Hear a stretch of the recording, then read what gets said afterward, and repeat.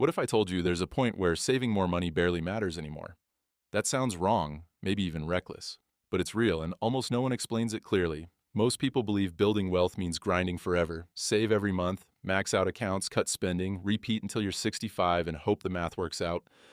But there's a specific moment, an actual mathematical turning point, when the burden shifts. A moment when your money starts growing faster than you can realistically add to it. That moment is called the crossover point. Before it, you are doing all the work.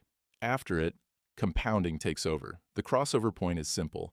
It's the year when your portfolio's annual growth becomes larger than your annual contributions. That's it. That's the flip. Let's make this concrete. Say you invest $20,000 per year and earn a long-term average return of 7%. At $100,000 invested, 7% growth gives you about $7,000 in a year. Your $20,000 contribution is still doing most of the heavy lifting. Progress feels slow. Saving feels hard. At $300,000 invested, that same 7% gives you $21,000. Now your growth and your contribution are roughly equal. You're sharing the load with compounding. This is where things start to feel different. At $500,000 invested, 7% growth generates $35,000 a year. Suddenly the market is doing more work than you are. Your contributions still help, but they're no longer driving the outcome. At $1 million invested, 7% growth is $70,000 per year. Your $20,000 contribution barely moves the needle. The portfolio has taken control. That's the crossover point in action. Early on, building wealth feels like pushing a boulder uphill. Every paycheck matters. Every contribution feels heavy. But somewhere between $300,000 and $500,000, depending on how much you save, the boulder starts rolling on its own. You stop forcing progress. You start managing momentum. And this is why the crossover point matters psychologically, not just mathematically. Because once you reach it, you have choices. Now, here's where most people get this wrong. They assume contributions always matter the same way. Technically, every dollar compounds, but relatively contributions matter less and less as your portfolio grows. To see how powerful this is, let's look at what happens if you stop contributing at different points.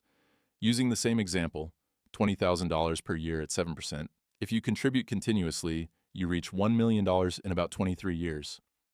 If you stop at $100,000 invested, it takes about 5 years to get there. From that point, compounding alone needs around 35 more years to reach $1 million. That's 40 years total. Stopping that early is devastating. But what if you stop at $300,000? That takes about 11 years of saving. From there, compounding alone can take you to $1 million in about 18 more years. That's 29 years total, only 6 years slower than never stopping. Now here's the wild part. If you push to $500,000 before stopping, that takes about 15 years of contributions.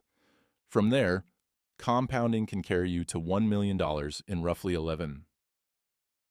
That's a 26-year timeline, only 3 years slower than contributing the entire way. Think about that. You could stop investing completely at $500,000 and barely delay your timeline. That's what critical mass looks like. This leads to one of the most powerful ideas in personal finance: Coastfire.